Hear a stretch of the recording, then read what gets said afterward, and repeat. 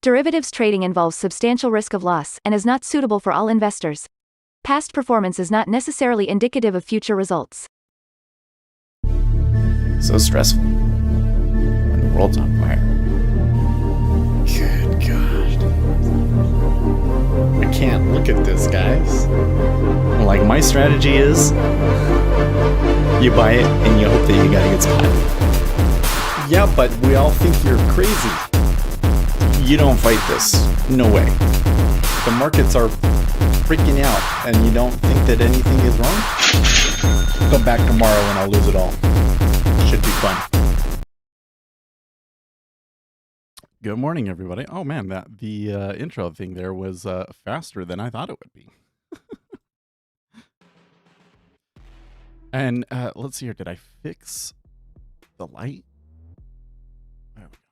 All right, guys. Well, it's Thursday. Tomorrow we get a CPI news, so I think that's going to be a pretty big deal. It looks like the market has moved down overnight, though. Let's go take a look. Volume profile. I hate it when the pen gets stuck there like that. So S&P 500 taken quite a beating yesterday, and there was a bit like I think it was below 30 where we started to get into negative gamma territory again. So this is not the best situation. I'll have to take a look at it again this morning, but I would definitely be concerned if we had another sell-off that went below like 66. The two numbers which I will not name. Anyways, in the treasuries, on the other hand, it looks like a pretty big move down overnight. You know, and I was extra careful today to read through all of the news and everything. It did not mention anything about treasuries coming down. So that is very, very curious. Not sure what to make of that. Oil. Well, okay, maybe oil might be a factor. And let's see here. I think that the oil has to do with Russia things. Just Russia things. So that is a really dramatic move up in oil the past 2 days. Wowzer. What about gold and silver? Well, they're still reeling from that downturn. But you know, they're trying to at least get a pullback here. Copper rearing its head.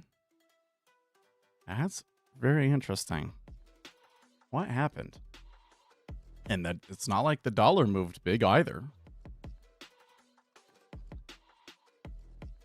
Bitcoin. Okay. Well, so this puts us in a very, very interesting space. Let's move my command line over here, at the very least. Then let's come over here. Look at our treasuries. So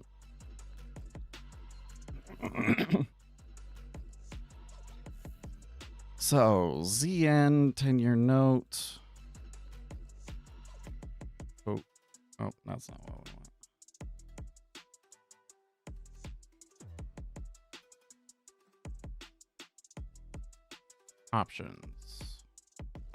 Options quotes. 5.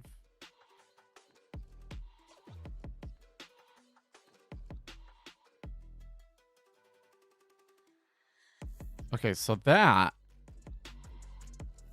I think is actually a really significant change. And not a good one, by the way. I bet that doesn't change much.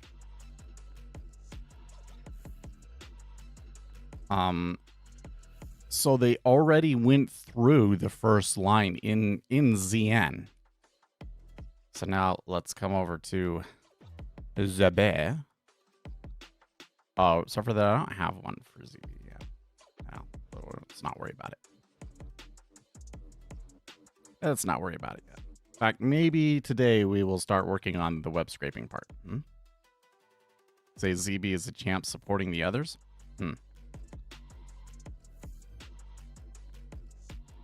Well, so this is actually kind of an interesting scenario that I don't think we've seen with this volatility yet, is it?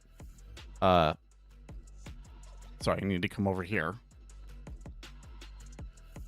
So we outperformed the overnight level, essentially.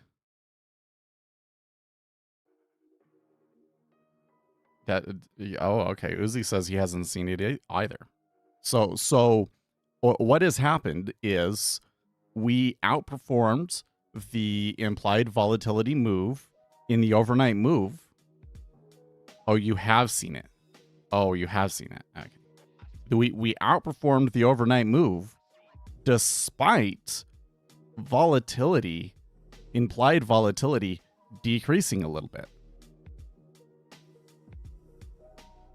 So that second part, have you seen it? That second part is probably not something that you've really looked at, right? But and is like a 0.08 change really a big deal? But I find it very, very curious that the implied volatility is less, even though we outperformed that in the overnight session. So I think I buy that.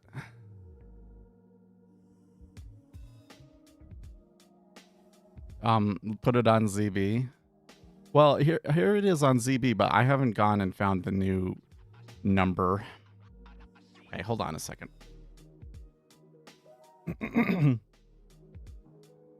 Quit.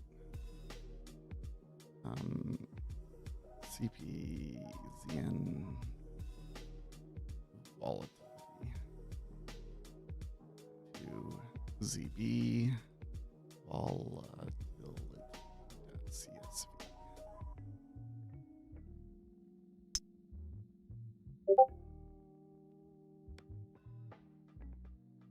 And then we got to come back over here and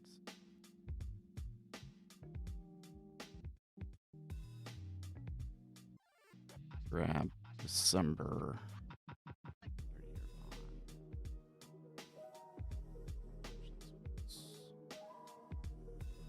9.41.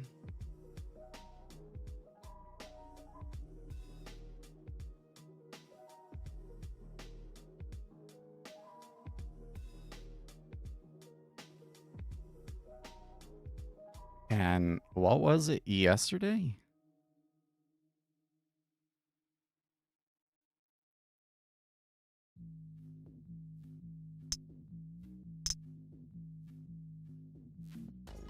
Oh, I that can't be right. I swear I changed it. Well, I don't know. Do you have the number for yesterday?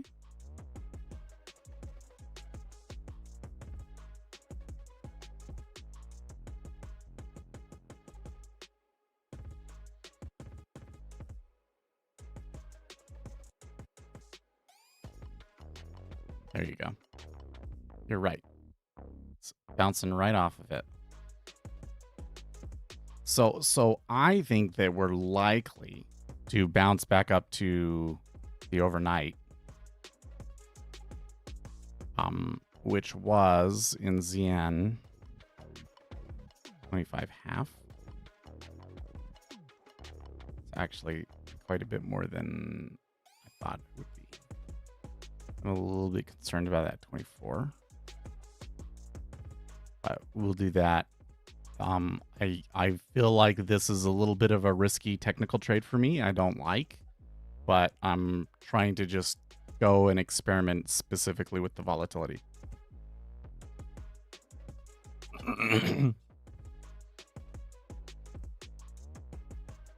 You know, I kind of forgot. But if we come back and look at the chart from yesterday, it was a little bit more interesting than that yesterday, because we did kind of get that move down that we sold, but then it never did get down to the target that we were looking for. And then after the auction, we had a bit of a move up, especially much later after the auction, and then the S&P 500 continued to sell, and then the Treasuries bought up. Yeah.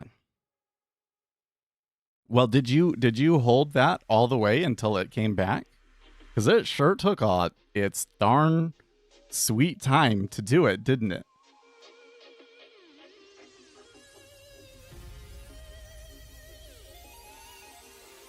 I went from 13.7 to 15.2. It was painful. I bet.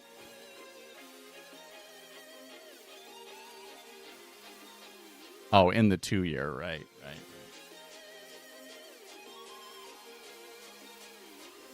I was like 13. Okay. But it does if you're in the 2-year.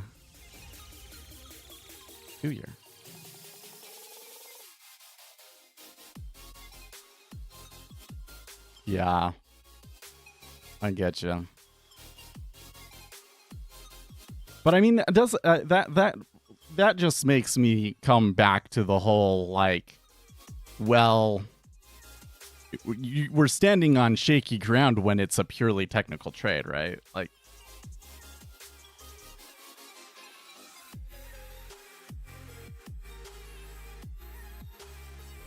especially, I think the big risk with any of the trades that we're taking here in this era, we can call it an era now. Let's call it the government shutdown era, right? Like the treasury market in particular has been different since the government shut down, and like we're not getting any of the big economic data releases. It's been different, and the big risk is holding one of those positions and Trump coming out and saying something, right? Like, it's just that's the risk I think you're taking on like a purely technical trade. Now, I think that like utilizing the volatility and leaning against the volatility, when you know, like I'm saying, it's a purely technical trade, but that's a little bit different of a technical trade than when I'm talking about a technical trade. Get what I mean? Like normally when I'm saying this is a purely technical trade, I am looking at the order flow and I'm making a big jump or a conclusion based purely on the order flow. And that is a much even more dicey proposition, because you got to remember that order flow signals, at least in terms of like the data that we've got, like what we can prove about order flow, the really, really predictive signals that you can get from order flow are extremely short term. So coming and making like a midterm play based purely off of the order flow is a little dubious, right? Making a play off of a volatility level, I think, is better. But preferably, I would like to have everything kind of line up, everything to kind of say, we've come down to a volatility level. The order flow seems to support that it's going to reverse there, and the news informational backdrop at the very least supports that if something did happen, it would be to the direction that I want. Right. I guess with that yesterday, like if there was a risk of something like that happening, the SPOOs were selling off. I guess that was the other thing, is that it may have been Trump yesterday that helped that trade, you know? I don't care if I take purely technical trades and they work out, but the whole point is that you don't actually know if they are. Right? Like the thing is, if I could come in and I could do all of the data pure technical setup, and the data said that the technical setup worked in the long run, I would have absolutely no problems doing it every time. 100% confidence. The issue is that there's not really anything out there on our time frame, at least, that has that kind of support, right? Instead, what we get is really, really limited things, right? Like with volatility, what is the edge that we're actually taking advantage of here in volatility? That realized volatility tends to be less than implied volatility. And when that's not true, it tends to outperform significantly, right? So that's the statistics that we're taking advantage of. Or when it comes to order flow, I think the most useful one is that imbalances in the order flow tend to persist like over periods of hours, right? That's the tiny little edge that we're and we are combining those all together into a discretionary system that is really too complicated for us to properly test, essentially. And then that's where you're taking a leap of faith, right?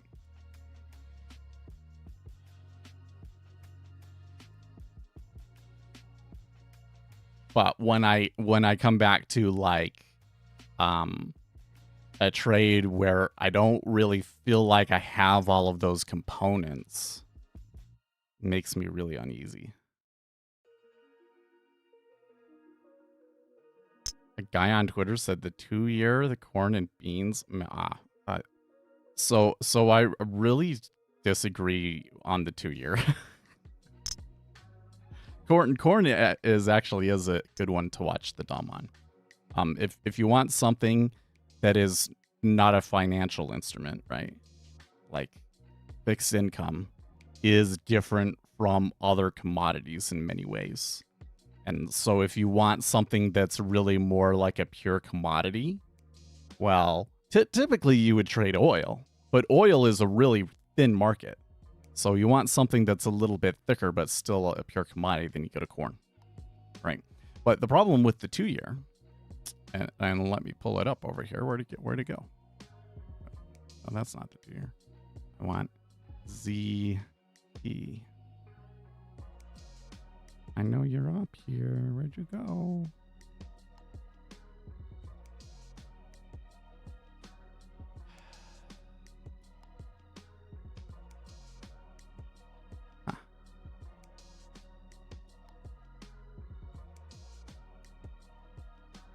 CL, 2-year, 10-year, 30-year, ES, ZB, ZN, ZF, ZT. There it is. All the way over there. Okay. So first of all, surprisingly enough, ZT does not have as much liquidity as ZN now. So that was not always the case. I think that there's something to do with like all of the issuance coming in on bills is maybe affecting the 2-year in some strange way.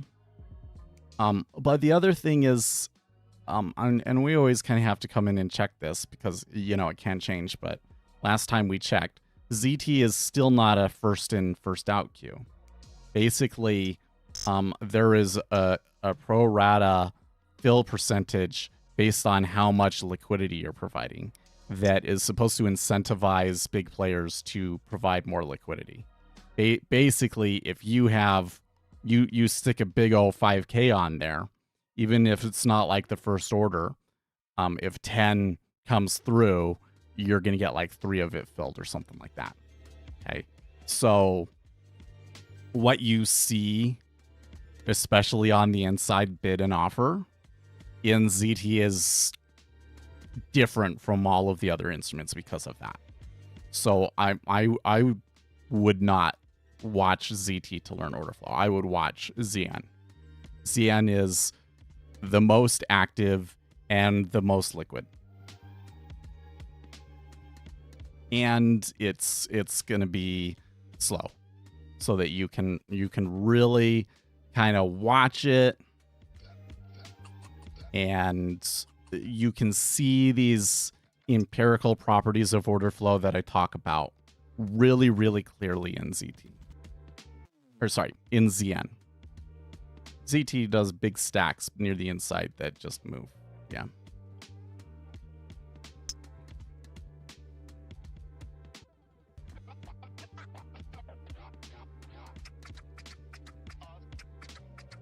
Because what happens is they say, oh, well, I want 1,000 contracts, but there's already 2,000 contracts on there. So why don't I put on 3 contracts? And that will kind of allow me to jump in line. And then if 1,000 of that gets filled, then I can cancel the rest of it. And that's the game that's going on over there in CT. When big volume does execute, it's usually sudden icebergs. That wouldn't surprise me either.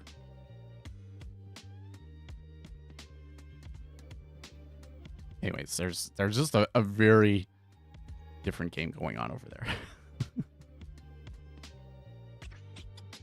Well, I tell you what, there's been a couple of interesting back and forth ticks here at 18.5 in ZN.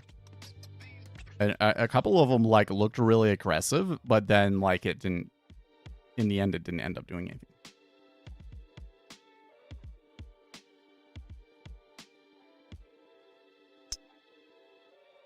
So you can see there, the 5 years trying to pull it up at least, but it's just like not going. Oh, so that thing, when are you going to give it to you? I could do it right now. But I was going to work on the auto scraping first. I don't know. I got a bunch of different threads going on now. This is kind of funny. You know, I remember yesterday I was talking about how like, well, okay, I'm going to have some time today to work on things. And I already feel like I'm getting distracted and yada, yada, yada. Well, I locked down and I did stuff with the GUI yesterday. And it wasn't all positive. So I come in and, well, here, actually, I think I can show you. Oh yeah, I gotta come back out here.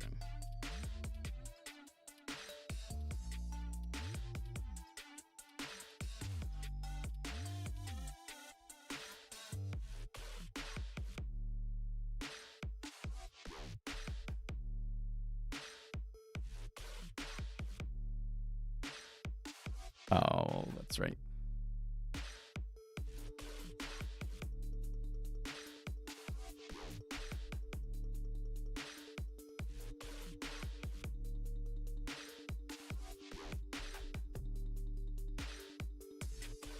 Oh, that's not what I want.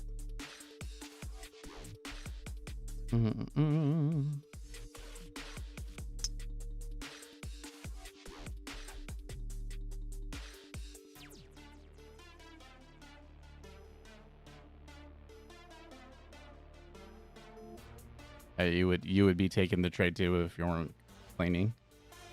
Yeah, I gotcha.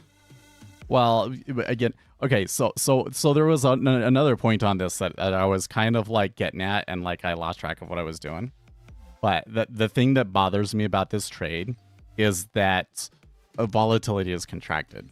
So like everything about that says to me that there should be less in it for us to trade.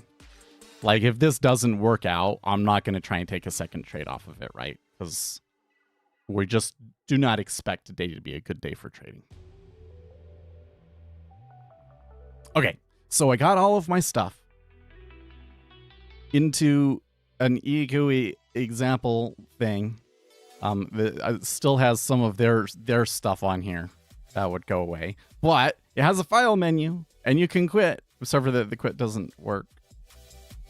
And like when I tried to figure out what do I got to do to make the quit part work, I started to get into the kind of the problems with eGUI. This is like the method. I can't just call it from in there. I have to like put a message in a channel and send it to the main thread and that sort of a thing. So I kind of said, well, let's not mess with that kind of architecture stuff yet. Let's make sure that eGUI can do all of the let's make sure the eGUI can do all of the graphical stuff that we want first. Okay.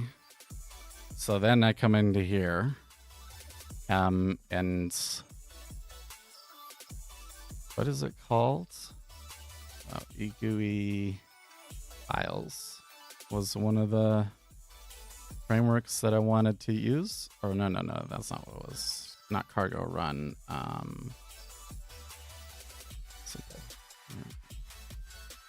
Okay, so here's the example of using eGUI tiles. They have this interesting thing where I can reorder these, and you can actually even like do things like that, which is interesting. And then there's a grid one too. But like, this is not, I don't think this is actually what I want, because like if I make this one big, and then how do I split these? Maybe it allows for that. And I would just have to build it within their framework. I don't know. But I'm kind of thinking maybe I should go and look at what other options I have for that part.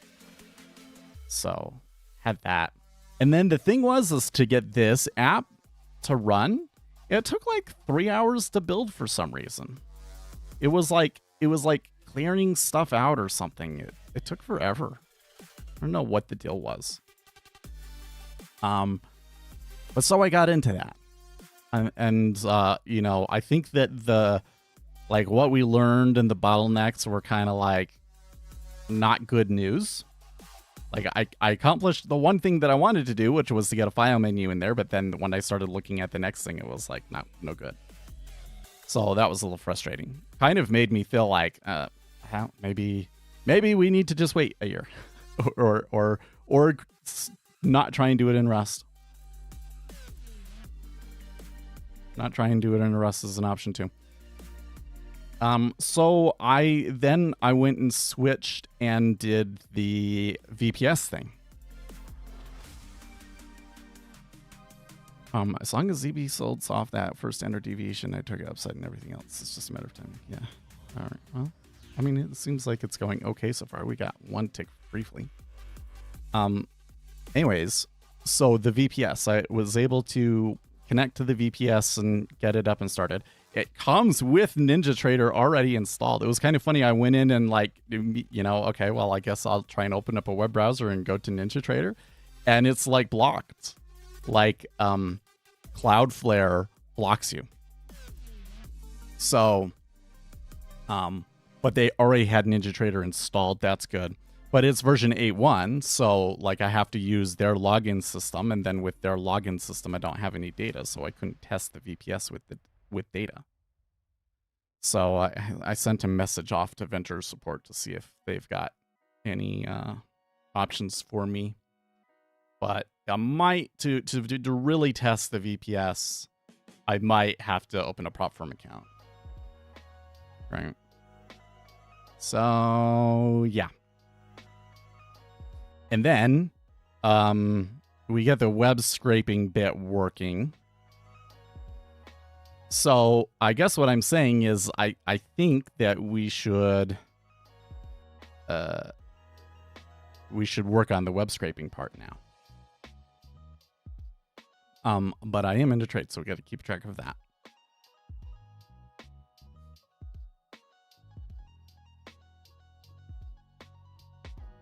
Let's first. Oh, by the way, good morning, AO. ES under point of control. Well, ES is looking like it might want to do a bit of a rally, so got to be careful. That's, I think, our big risk over there. Yeah. So let's see here. Oh, I forgot. When I came in on chat, somebody was saying, I've seen a lot of anti-Semitism. Yeah. So like, I don't see anybody in chat in the Discord breaking the rules, but there's definitely like this guy seems anti-Semitic, but he knows how to toe the line and not out himself, you know? And it just drives me freaking crazy because I hate it.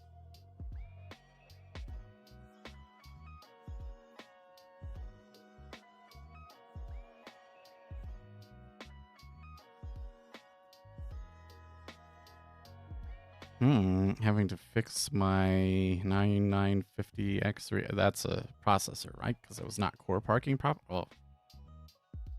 Well, now that's interesting. Because I wonder if core parking has changed with those newer series. U.S. Commerce Department says not currently negotiating with any quantum computing firms. Oh man, this is really okay. So really weird story, I think, this morning. Google came out with a breakthrough on their quantum computer, basically showing that Google is leading the quantum computing race, and that some of these quantum computing startups might not survive. And they all took a big beating, and a lot of shorts piled on. Like in some cases, they were like 20% short, something like that, right? So then the administration comes out and is like, oh, we're going to invest in quantum computing companies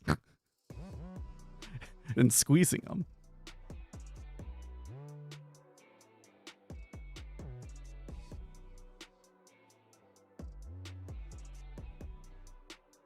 If you get that thing where you have to input the IV value and it writes it to a file and displays it for the day, I'll use that. Oh no, yeah, I'll send it to you. I guess I could just package the whole thing up and send it again. I was gonna wait until it did the web scraping, but we can do it as is.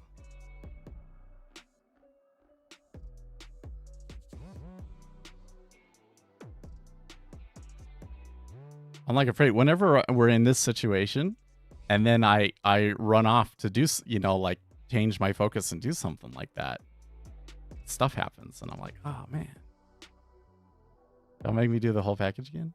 Oh, I guess I can send you just the one file. I think it's I don't know, the way that it works is kind of weird. I don't know if they will cooperate.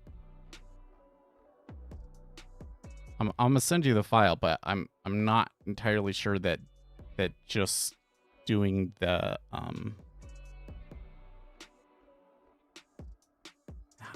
don't think it will work, dude.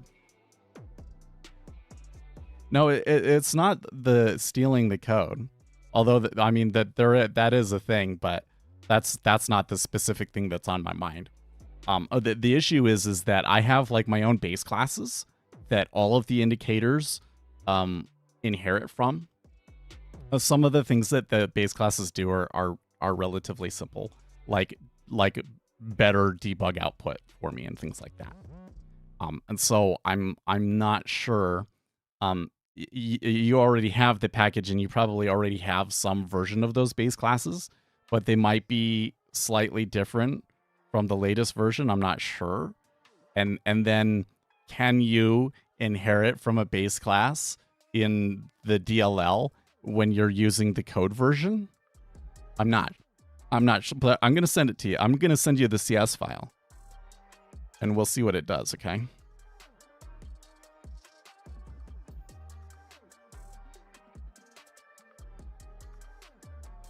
Cache projected range.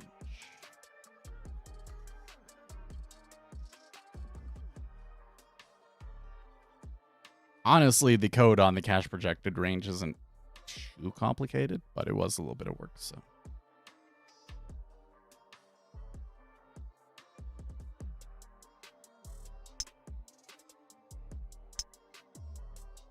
It's really interesting to me how it seems like it's only the 5-year wants to push up.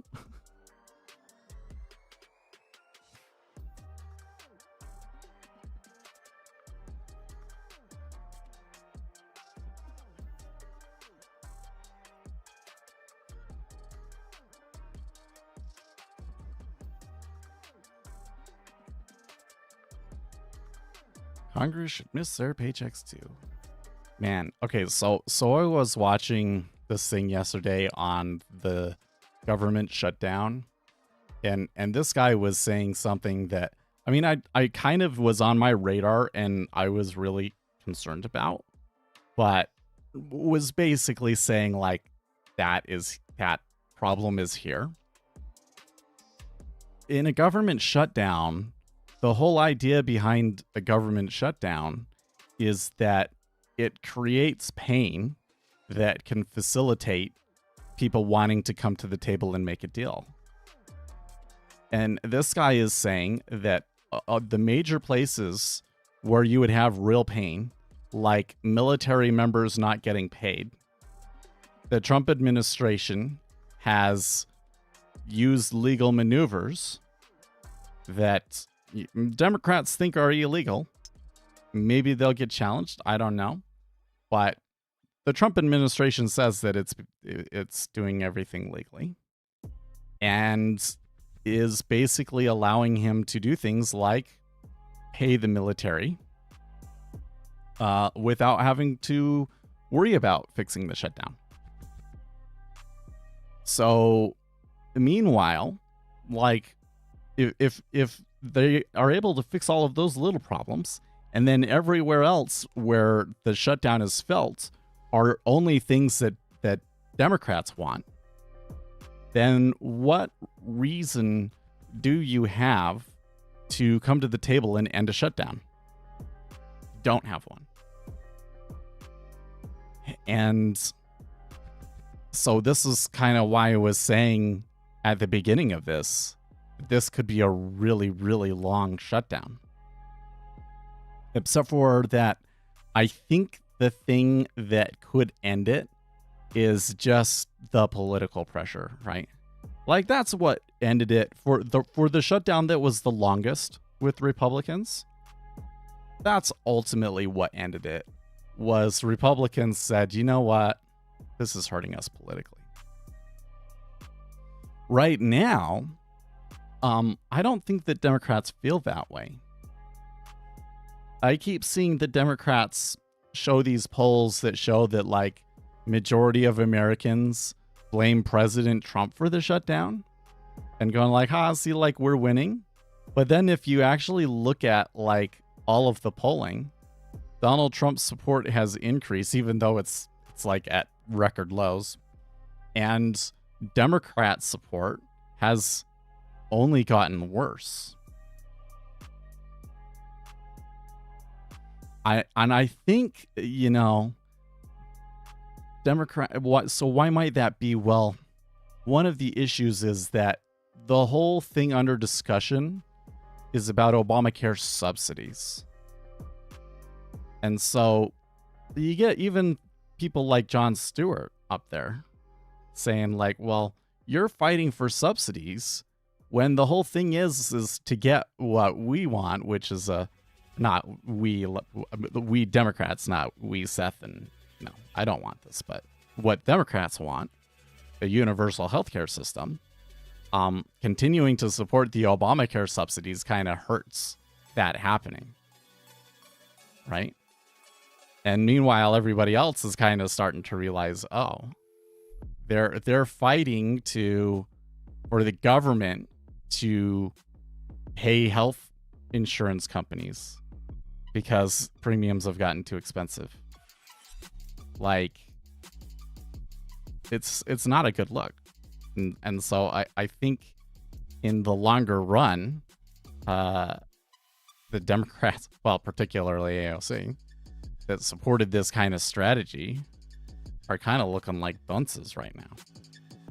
But I think it's going to take a couple of weeks for the Democrat base to realize this and start clamoring for a change.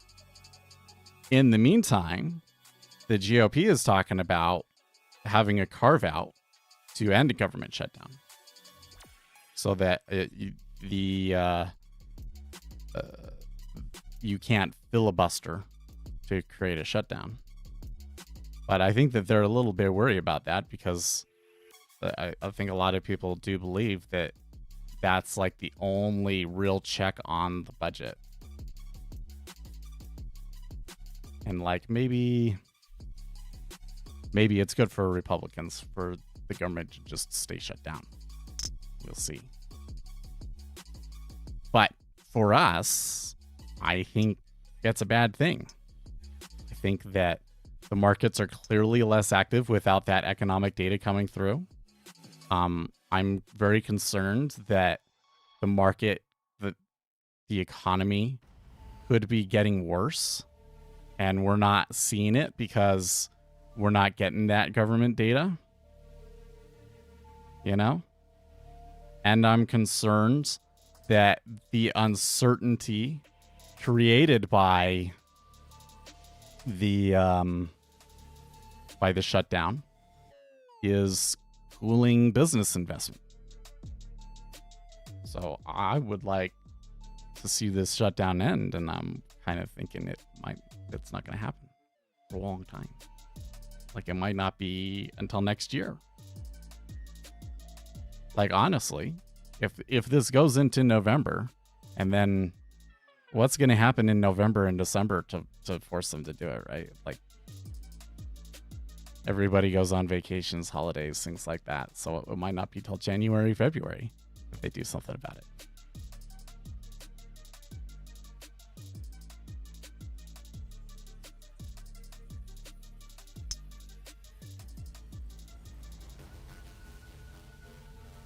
So, no Christmas for government employees. Sorry.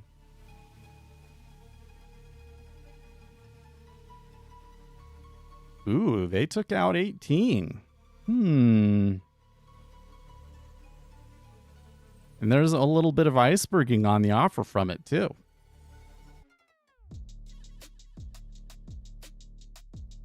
Oh, man, what is happening in ES? They just got creamed there.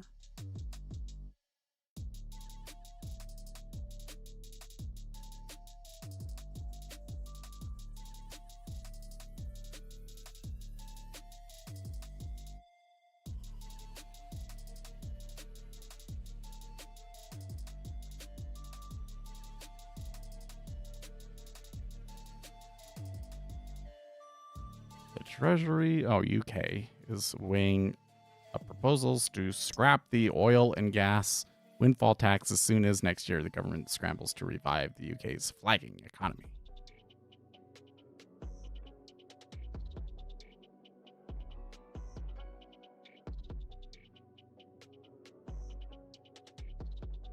Yeah, I feel like a windfall tax would be a really bad idea, because if a company, oh man, we're getting creamed here. Well, I was putting my risk down at like down here, so gotta go. Well, yeah, if she's not gonna hold, then ZB could go down for the second one. Yeah. What is it? 20? Okay.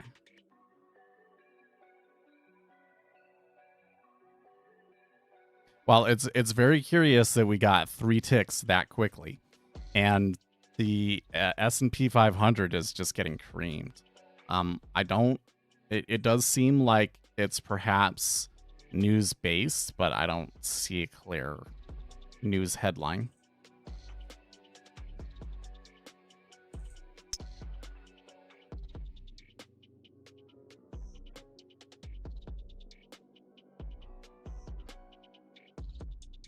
Also, we're seeing a good jump in oil too, so it kind of looks like, yeah, it probably is an oil headline. Oh, what's this? Kuwait oil minister, I expect oil prices to rise after U.S. sanctions on Russian companies. Okay. So it looks to me like we're getting rising oil prices that hurts growth, but it also creates inflation, so they're selling treasuries. I think that's what's going on.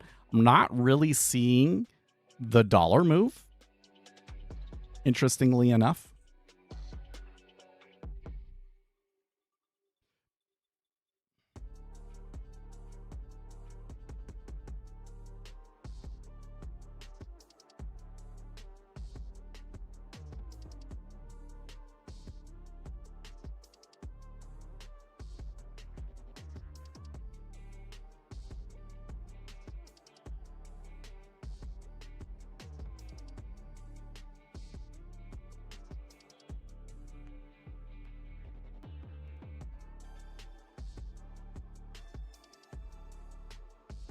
There's another downtick. Let's recenter.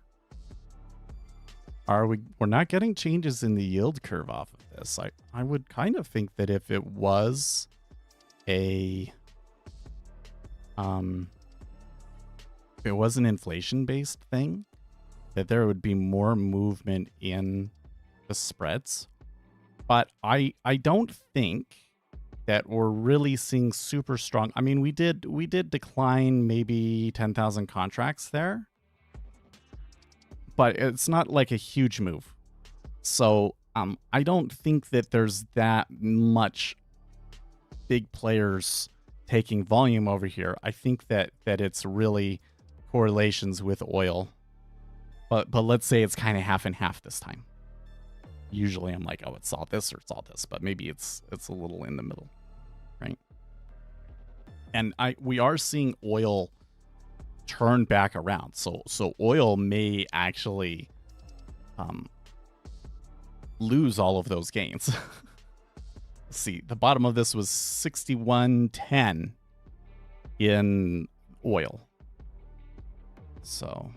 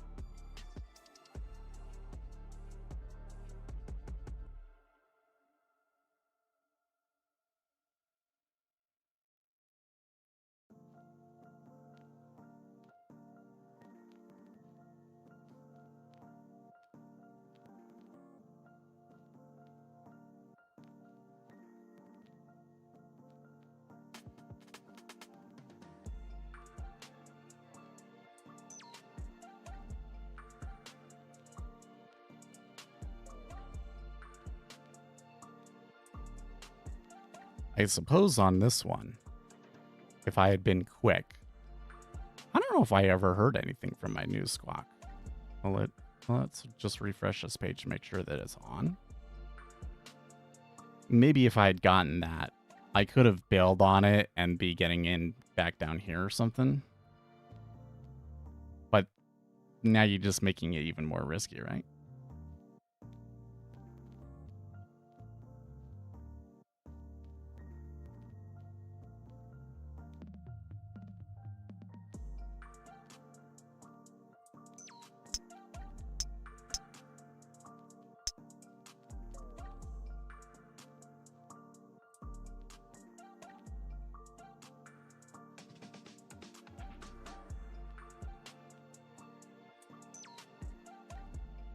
And these guys in Discord are chatting up a storm today.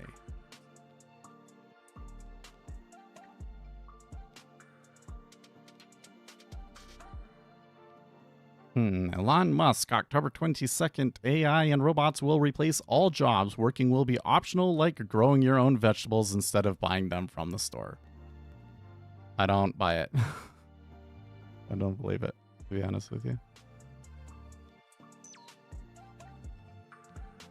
I think we're really underestimating the limits of AI.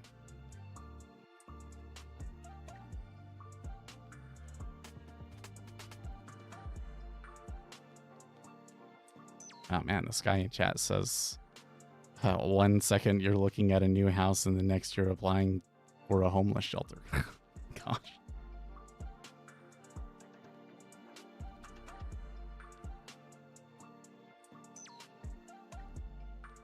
This oil minister is still talking, saying he's seeing demand shift to the Middle East.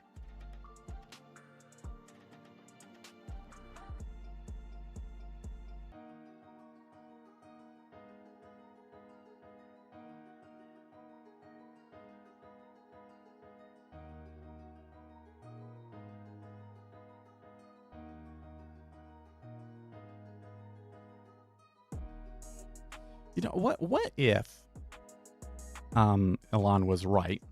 I think there's big limits to AI. But I also think that AI will still be such a large increase in productivity that it will fundamentally change the relationship that we have with work. I think you're going to have a larger portion of the population that is in like what would we call like abundant wealth. Like they have more money than they really have use for. Right? And in that, I think there's a place where enough people get to that place where kind of like the incentives and the desires to have more and more and more aren't so strong anymore. And I think that those people will feel empty and be looking for something else. And I think that the thing that they will probably be wanting the most is just like community and people, right? So this is where it's like, could you see a shift where instead of getting paid for your labor, you are getting paid for your presence in a community? Get what I mean? If we were in that kind of a world, I would think that content creators would probably be worth more in that world.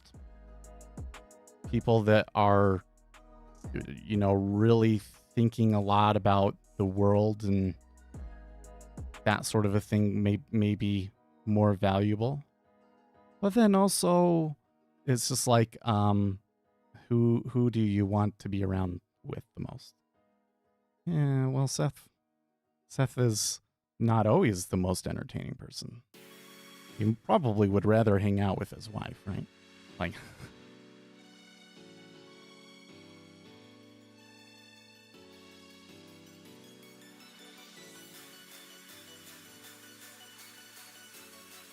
probably women overall probably more valuable in that because women are just better at social things generally, on average,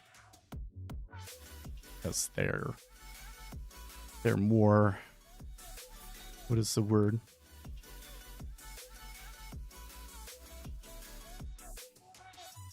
They're more agreeable.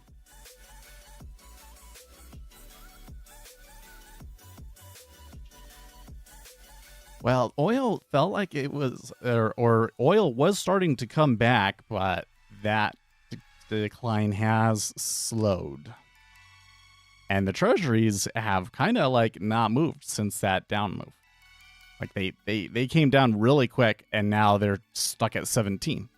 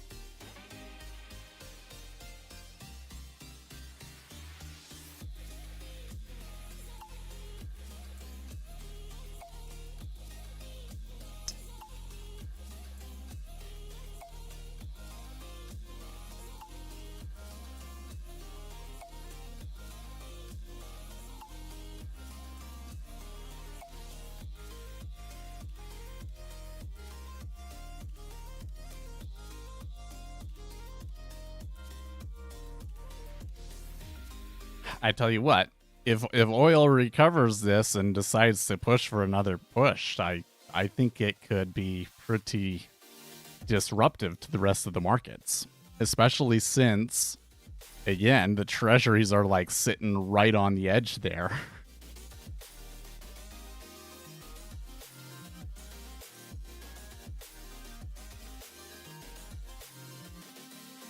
I don't exactly see trapped traders, but I'm sure that the options probably upset a lot of people if we get below 20.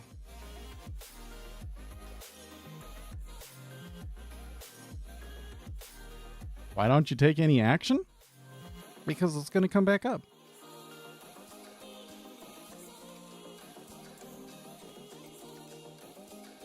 Oh, hell yeah. Okay. Wait.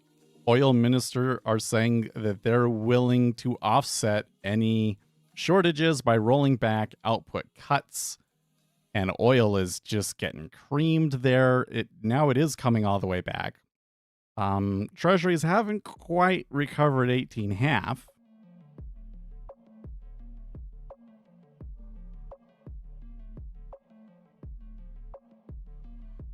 If you're getting impatient enough to watch this, if you're getting impatient enough from watching this to say something,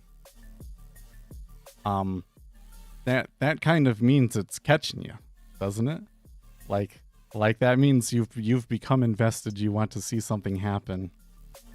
And if you're new here and you don't necessarily understand what's going on, this like these numbers over here. Oh my gosh, I need the pen. Hold on. These numbers over here, there's like a bazillion numbers on the screen. These numbers right here and this blue indicates a position. So we've been sweating something out.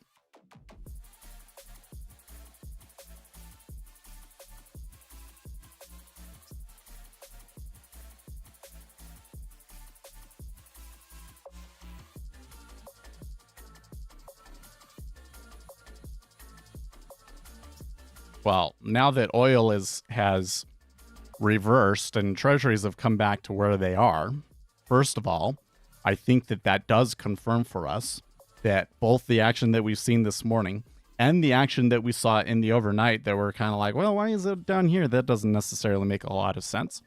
It confirms that it was indeed the oil headlines overnight. But it could also create some fuel for us to revert back up to where we want to go. Because there's going to be trapped traders above 19.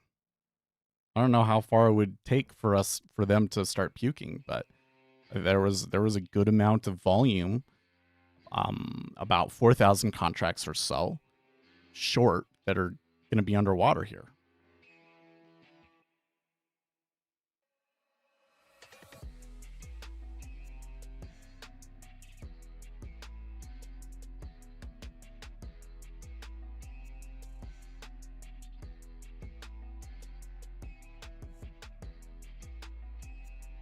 I wonder how long.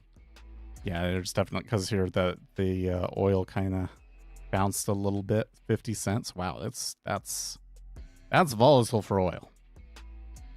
Bounces 50 cents and it's a tick in the treasury.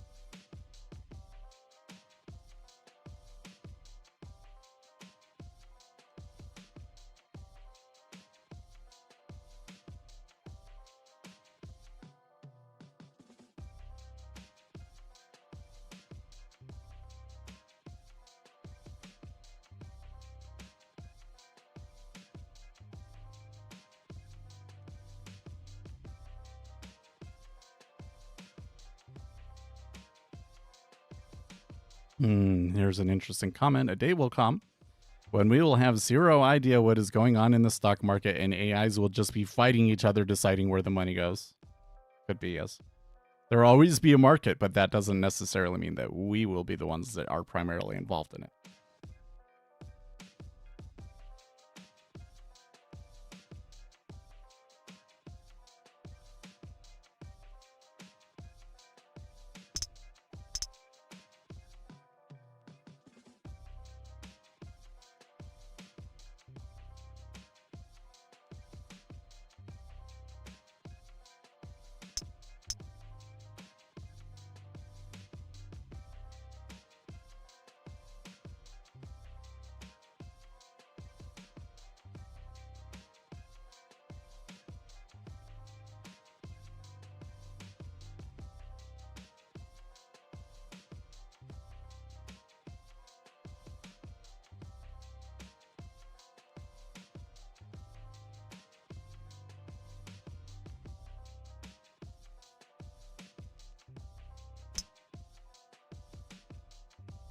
While the S&P 500 has already pushed a new swing high. So that's kind of curious. It seems like the S&P 500 recovering better here than the Treasuries.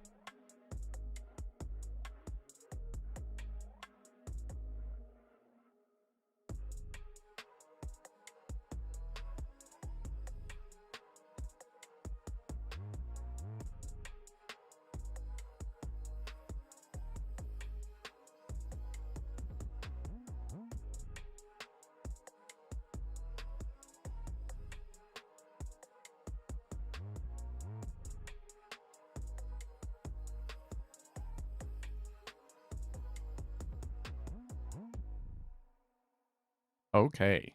Good uptick at 19. Man, I feel like we're calling and understanding what this is doing really, really well today. Not that I haven't been sweating here. I mean, I did go and place my stop. I usually don't like to do.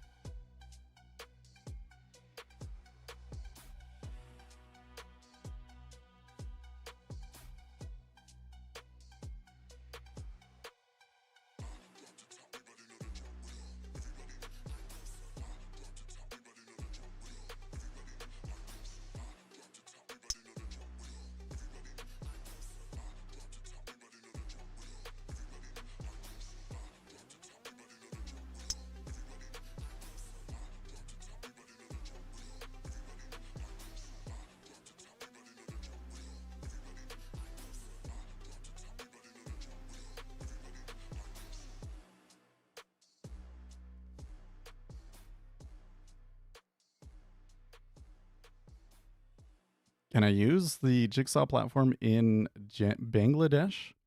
Um, yeah.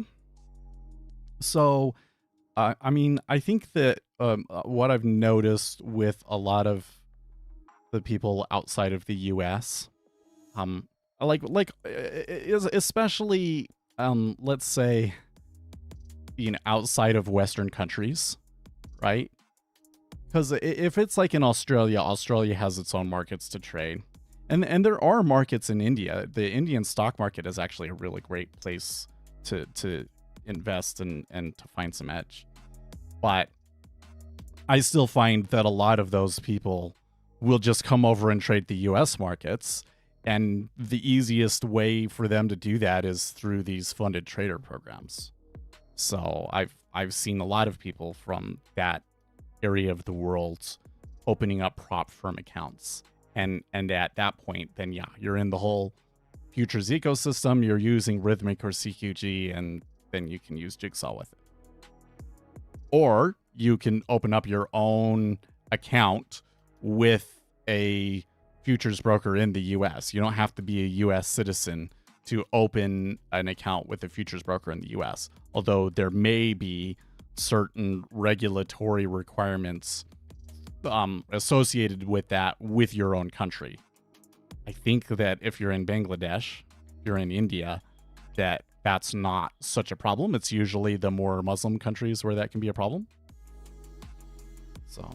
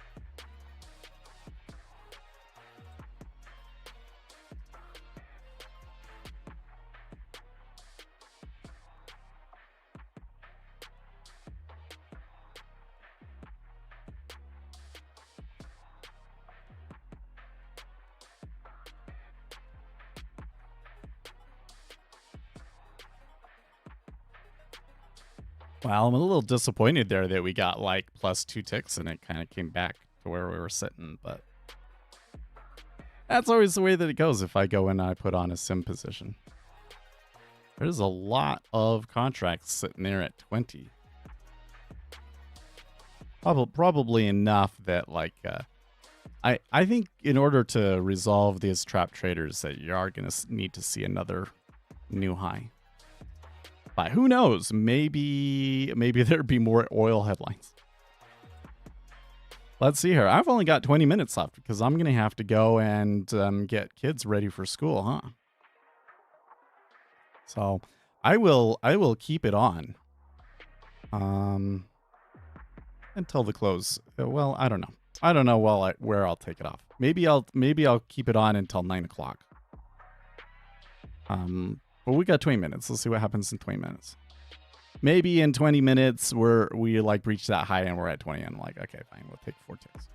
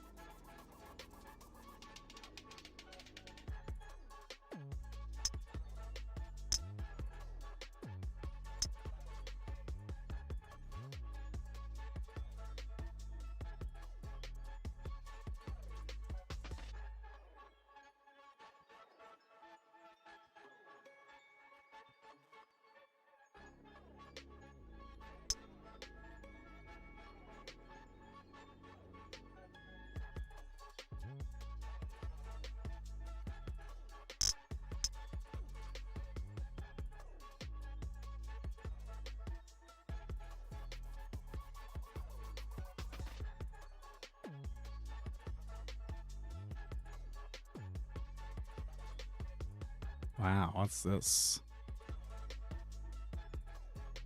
UBS says U.S. recession probability is now at a staggering 93%. Well, that usually means that we are actually already in a recession, which is basically where I'm functioning from now.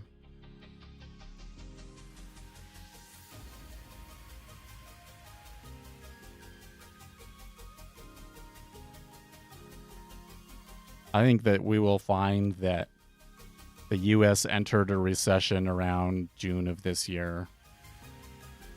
And maybe if not, like it wouldn't even... I think there's kind of an argument to be made that this really started under Biden. Like, this started under Biden. Like, you have a recession, right? So you're coming up and then goodish, right? And at what point does the recession start, right? Because when all of this happens, everybody's kind of like, oh, it's fine, right? And it's not until we get to here where it's like the panic sets in, right? But the reality is that the thing that kind of started things was right here, right? And where did that happen? I think that happened under Biden. You're not seeing it in the stock market, but man, so oil is coming up a little bit again. Treasuries down a tick.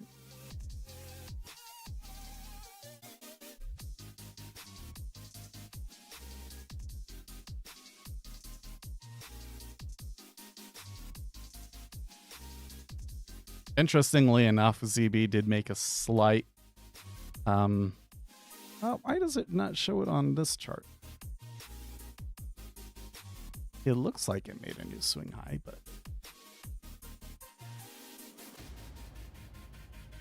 my other chart over here says it didn't. So...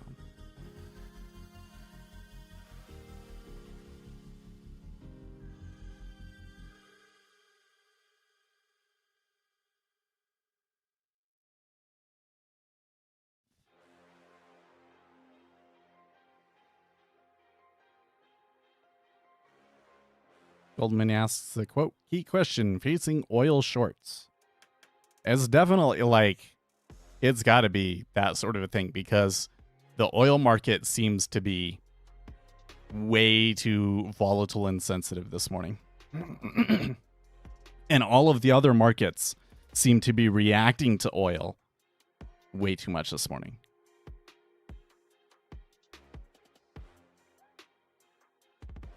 Five reasons why Trump is escalating against Russia. Okay.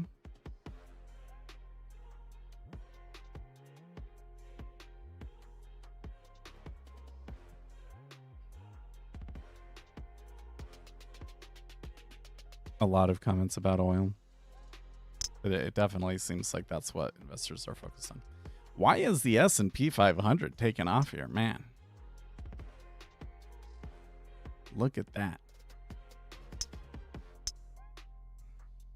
Just recovering from yesterday, maybe? Yeah, I think you get probably a pretty clear ahead of you up to, let's say, 67, 50, 63.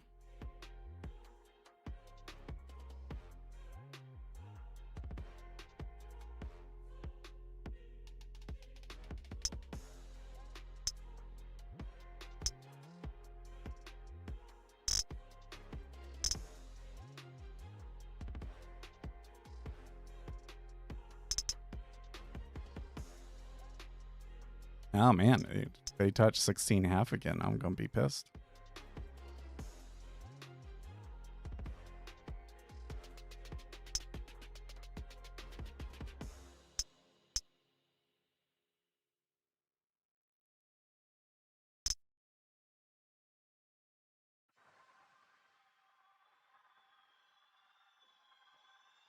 Maybe a little bit of a rise in the dollar there.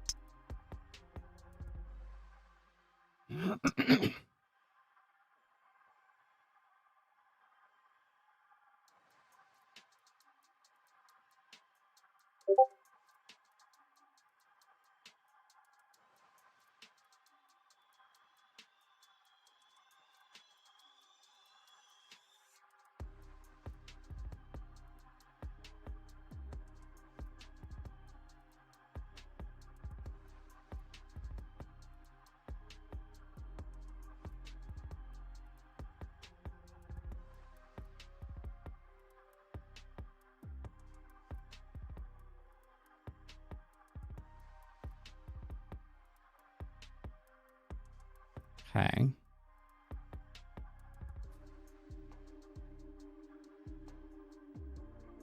I wonder. I'm actually a little bit suspicious of that last dip down. Because when I come back over here and I look at the deltas. Okay, we came back up here. We weren't able to make a new high in cumulative delta. We come back down. They're adding shorts on it. I'm not exactly seeing the driver for it. It does seem like it's coming back up to our center point here pretty quickly. So I think you could argue that second dip was like they didn't have enough to force the issue. So they took a second dip to shake them out.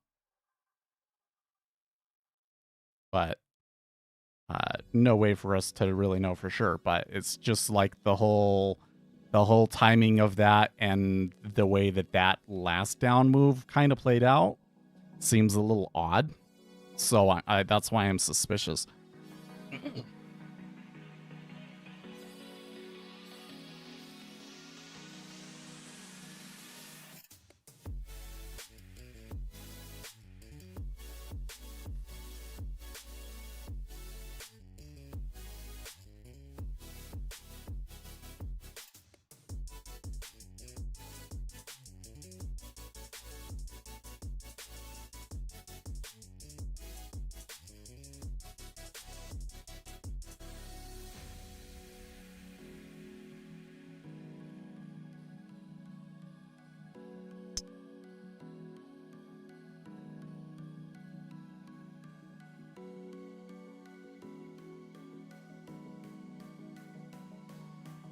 Did you see the Beyond Meat? No, I did not. What was going on with them?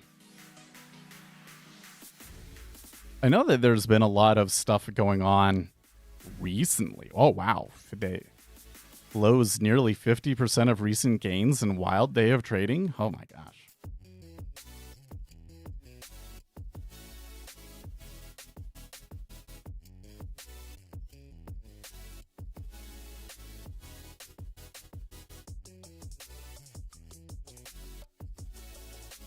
Looks like it's just meme charts. Beyond Meat shells fell 4%. Wednesday racing 112% surge as the meme stock rally faltered.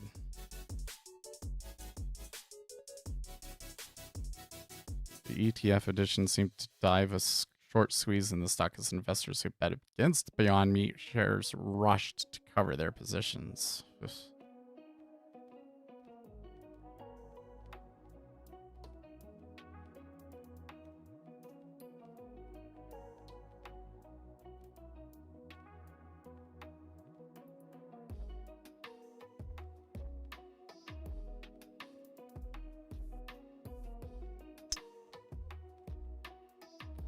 Oh, that's interesting.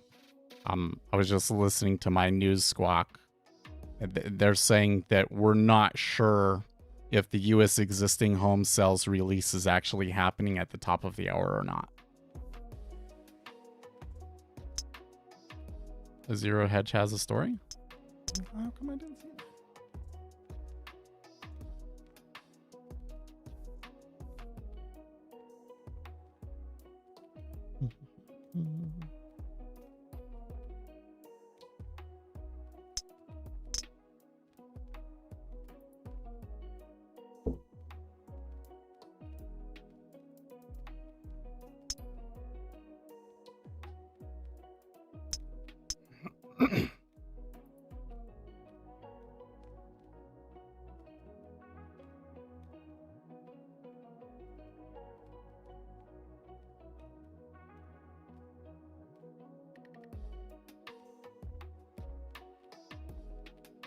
I did notice that there wasn't as many news stories yesterday on Zero Hedge as there normally is.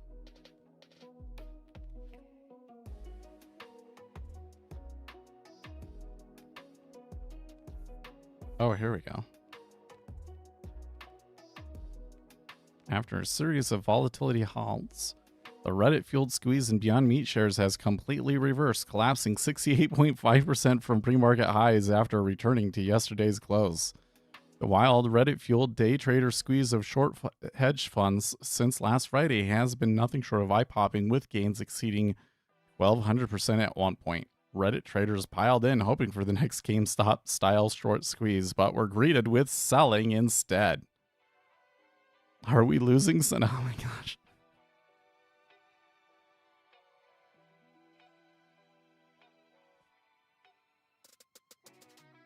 Are you using? No, I use Financial Juice. I have a lifetime subscription, so that's where I'm getting headlines from. And then I also subscribe to Twitter so that I get TweetDeck, and that also gives me live headlines.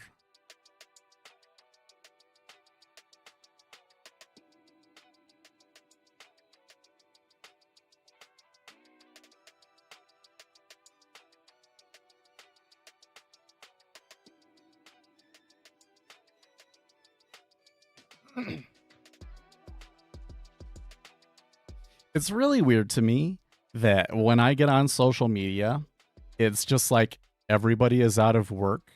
The economy is really, really rough. And then we look at the top line numbers and everything, and it's like, this is the greatest it's ever been. Something is so seriously wrong. Because I tell you what, there are not jobs. If we're not already in recession, I really think we're headed for one. Because if people can't get jobs, spending's going to go down, and then that's what starts that kind of reinforcement cycle that creates a recession up until the Federal Reserve brings interest rates all the way down to stop it. And I really don't think that like another 2 interest rate cuts this year is quick enough to stop that.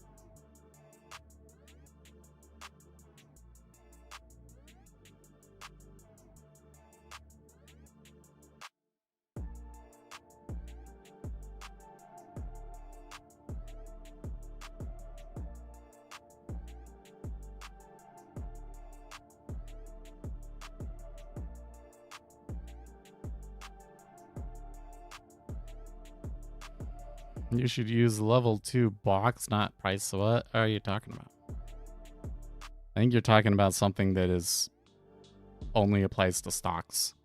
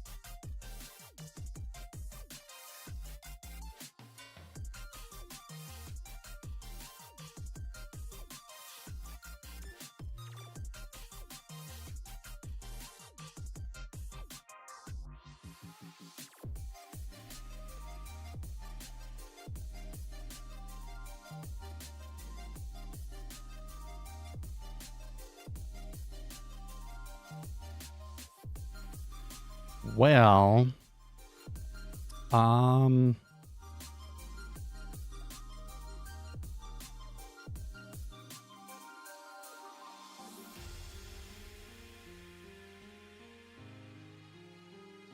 we got existing home sales come out. I'm just going to take the 2-tick loss on it.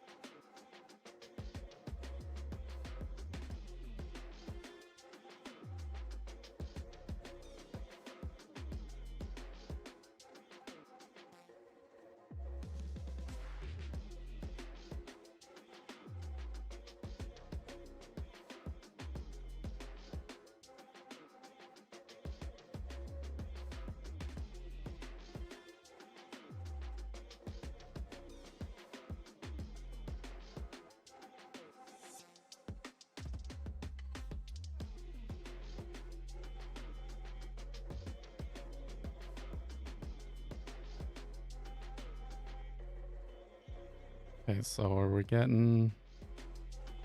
Oh, we did. We got existing home sales at 4.06.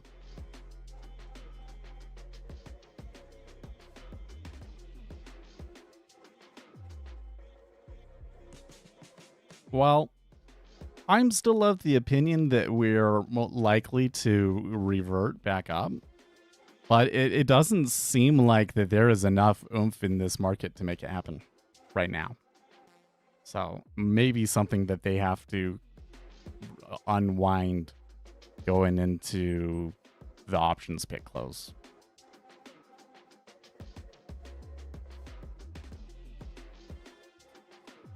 So yeah, I guess I'm gonna get going because I believe it is my day to get the kids to school. So I will see you guys tomorrow, Friday. Man, quick week.